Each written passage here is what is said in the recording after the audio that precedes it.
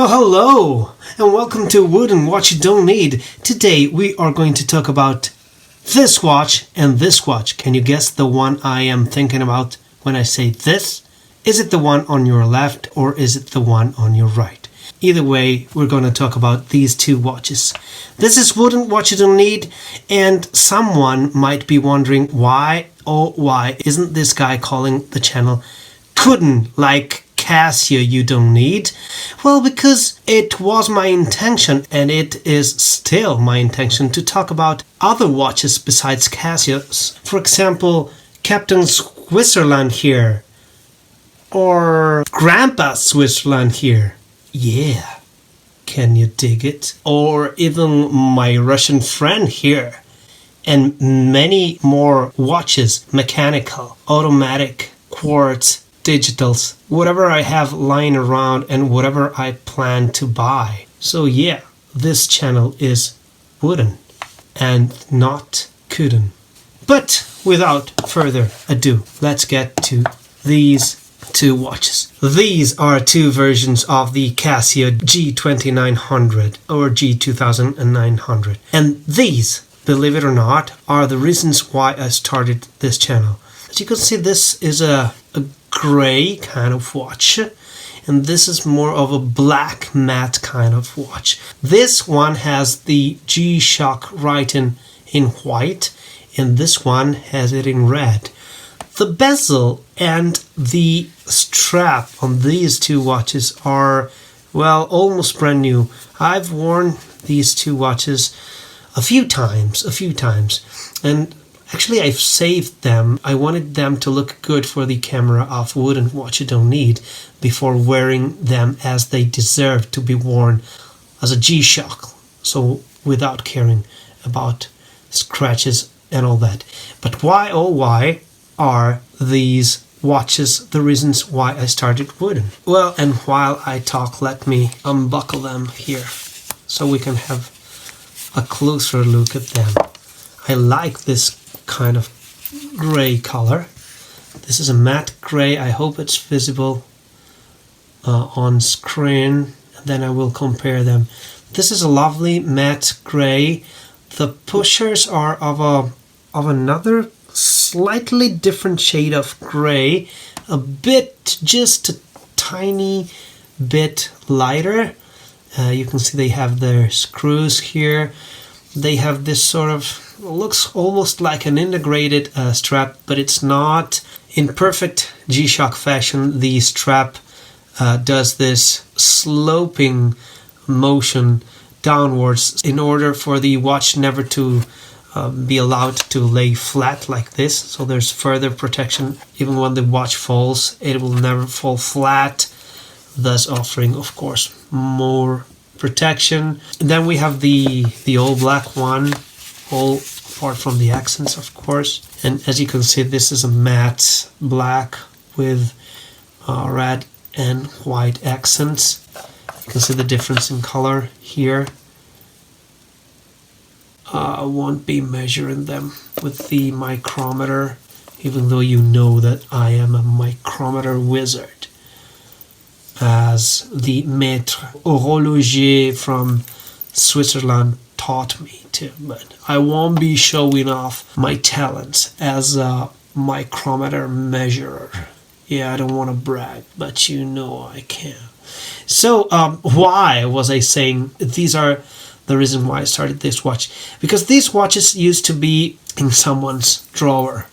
They were getting no love at all, and I bought them by chance on the, well, let's call them a Craigslist, like an internet site where you sell and buy used stuff. And they were really in a bad shape. You can see that this one still has scratches. They were visible a bit earlier on. On the crystal of this one there are scratches, and I wasn't able to find a protective glass or a protective film, because you know that I'm that way. Here you can see the scratches. Can you see the scratches? If I turn it just like here, like here, the scratches.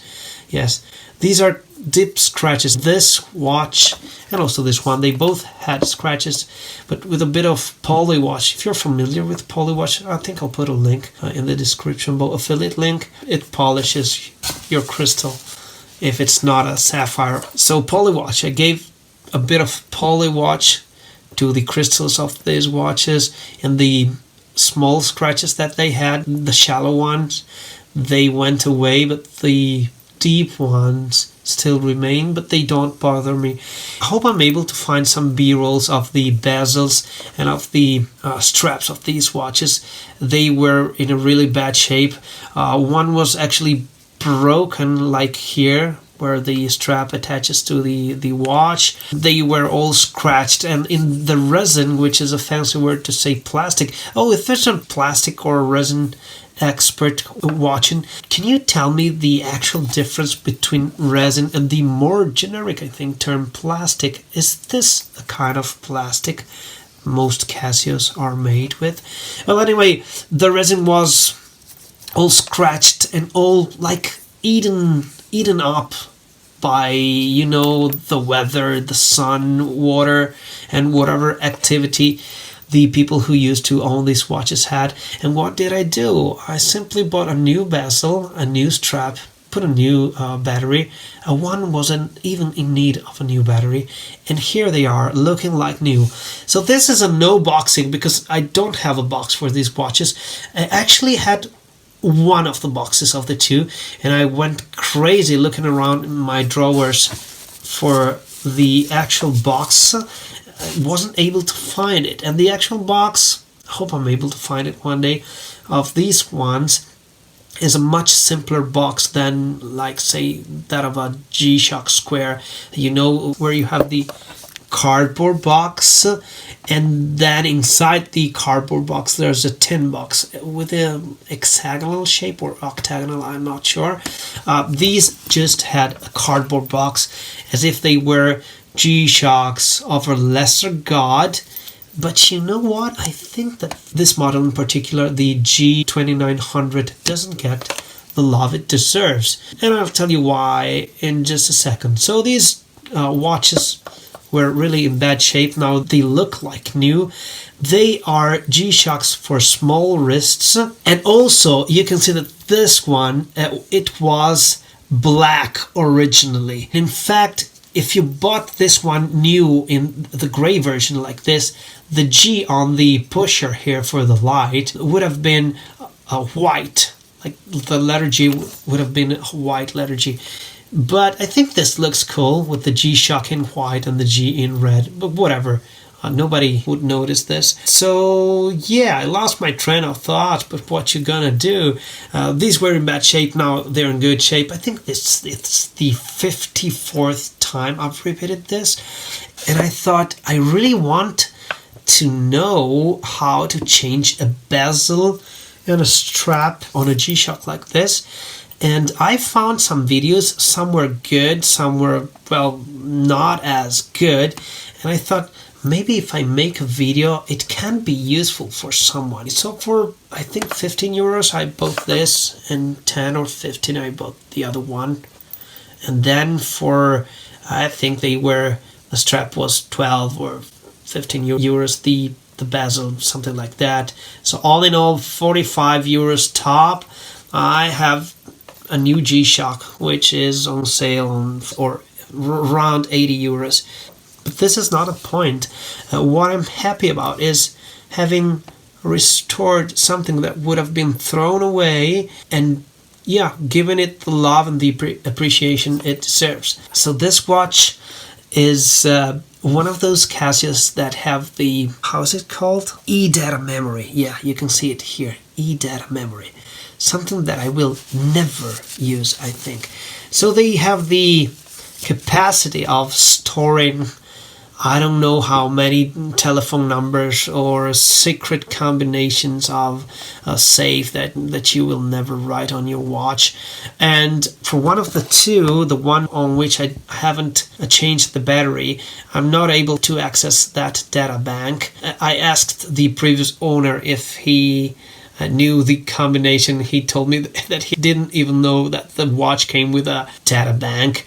Whatever, when I change the battery on one of these two, it'll be like reset, and then I can choose my own secret code, which I have not done yet for the one with the ability of storing numbers.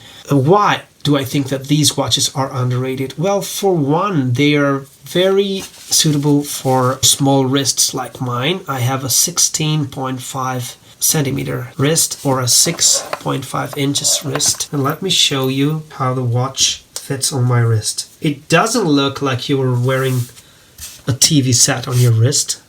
To me, this looks, yeah, perfectly okay. Perfectly okay. It's not too big at all, and it has this feature that it almost wraps your wrist. It's round all around, so to say.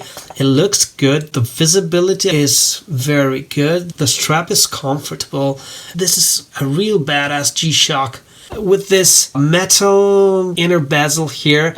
It makes it look really cool, and it has this display that we're gonna look at. So one of the reasons why I think that this is an underrated watch is that it has a really an ideal size for smaller wrists like mine. The second thing, and maybe it's more important than the first one, is that this is actually a triple tan watch. What is a triple tan G-Shock? Originally, G-Shocks were all meant to be triple tan, which means 10-year battery life, and you can see it here. Can you see it here? 10-year battery life, which is not bad at all. It could resist up to 10 bar underwater, so yeah, it's your 100 meters water resistant, and it could fall from 10 meters. I'm not here to tell you the history of G-Shock, but if you want, like, drop me a comment and I'll try to make a video about it. I think that 3,000 YouTubers and their grannies have already done better videos than what I could make, but still, if you would like me to make a video on the history of G-Shocks, just drop me a line and I will make a bad and undetailed video about them. But you can see that this is a really cool inner bezel with lots of quite useful indication. It tells you that this button is for split or for reset. It tells you that this button is for start and stop. It tells you that this button is for setting the alarm on off when you're in the alarm mode, and it tells you that this is for selecting. And don't we forget that there's a fifth button, and it's the one for the light. If I press it, you won't see anything. Now, maybe, can you see the bluish light? So this has the cool illuminator light, typical of many G-Shocks and many other Casio models. So this G-Shock has 5 buttons, is a triple tan actually. It's water resistant to 200 meters, and as we all know, the battery life will last more than 10 years, and you can throw it from higher than 10 meters and it will not break. And let's look at the other cool functions. Yeah, first of all, let's have a tour of the functions, and then we will get back to the home screen. So you have your data bank, and here I need a password. I don't know the password. I don't even know how to use this data bank, but it's cool to know that this thing can memorize up to, I don't know how many secret codes or numbers or even letters. Then it has your world time, and it has a lot of different cities. What I really think is wonderful is that you have your local time always displayed. So if in Jerusalem is, well, a quarter to 7, here in my neck of the woods, apparently it's also a quarter to 7. In Cairo is also a quarter to 7. Paris, London, the time here changes. Let me grab my stick here. But here you have your local time. Cool, I like this feature. And here you have your local time always available. After the dual time, you have your alarm. How many alarms? A lot. 5 alarms, 2 alarms, 3 alarms, 4 alarms, and a snooze alarm. Can you see the snooze alarm? You all know what a snooze alarm does, don't you? And the signal. This one switches on and off the hourly beeping signal. After this, you have your timer. And guess what? In your timer mode, you have your local time always there. This is a feature that I really like. So this could well be your perfect watch if it only weren't for the following function, which is the stopwatch. This is a very cool stopwatch. You can start and stop it, of course. You have your tenths and hundreds of seconds here, your seconds here. Then you have your minutes here, and here you will have your hours. And I never time anything for more than, I don't know, an hour or so. So I would have preferred for this display to leave some space for the local time, which I often use when I'm using a stopwatch. The stopwatch screen will take us back to the home screen, where I will talk. Actually, I will ask you about these three things. These three, how should I call them, subdials. These two sails-like subdials and the round subdial with the fan thing here. What is it? Can you explain the function of these subdials? So let's have a look at the home screen. Beautiful, lots of information. The day of the week. You have your date here, month and day. You have, of course, your hours and minutes, and I like the 24-hour format. You have the daily saving time indication, and you have your seconds, of course. And then you have these. Of course, this one goes in bouts of 5 seconds. You have 10 seconds, and then it begins again. So this is clear. But what about this one? I don't know. Maybe I'll have to speed up and see what changes here. So 1 minute has gone by. Let's see if at 10, one of the slices here becomes black. No, it didn't. Well, let's wait for another slice to become black. Let's wait. It did not. So what's this one for? I cannot understand. Do you have any confidential information about this display here? Well, anyway, I think it does add to the overall coolness of this watch. This one is made in shock absorbing structure, made in Thailand. Yes, as you can see. I'm curious about the other one. These are light. Maybe I'll write the weight somewhere. I think less than 50 grams. You don't even feel them on your wrist. And these are, well, not too big and not too small. Not too big for my Disney princess wrist. Not too small for a thicker wrist. What do you want more? They don't cost a fortune. They have all the functions you need. They have 5 buttons. Let's see if this one is made in Thailand too. Because sometimes they're made in Thailand, sometimes they're made in China. Yeah, this one says made in Thailand too. To go back to my original story, this was more or less one of the reasons, well, the main reason why I got the idea to start this channel is that I wanted to show the people how... Don't I look like a preacher of some kind? I wanted to show the people the truth that only I know, and you will never know unless I tell you no. I wanted to show everyone that you don't have to throw away such a tiny but incredible piece of technology just because the outer part and the strap are a bit beaten or in bad conditions, that you can have 2 perfectly new watches. So in the philosophy of reduce, reuse, recycle, and above all repair, everybody, don't throw away your Casios. You can give them new life and give them a new family by just buying a new bezel and a new strap. But then I fell in the Casio and or in the collector's black hole, and chances are that if you are watching this, you are in the same hole. The same thing happened to you somewhere in your life, and you can share your story in the comments below, and you know that I always answer. Oh, almost forgetting. And sometimes very nice conversations take place in the comment box, and you can make friends in the comment box. And so my shout out goes to Dynamics Watch Review, a very nice individual from Australia that reciprocally shouted me out in his channel.